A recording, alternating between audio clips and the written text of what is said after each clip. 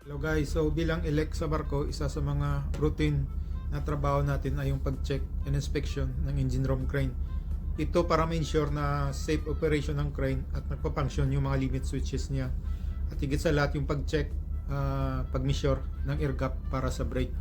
So since na may trabaho sa makina, so kailangan natin checkin yung air gap niya na masigurado na yung brake niya gumagana.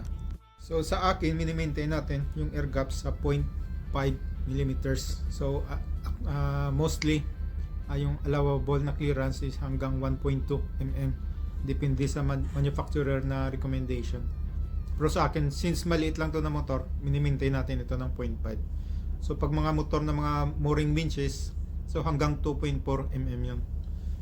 Maximum allowable na clearance, ano? So dapat hindi sumobra dun sa 2.4. Kailangan natin ma-ensure na properly maintain yung equipment na to, dahil pag may mga trabaho sa makina, napakalaking bagay ito, no? At saka iwas na rin abala sa atin, lalo na pag may mga aberya. So dapat smooth lang.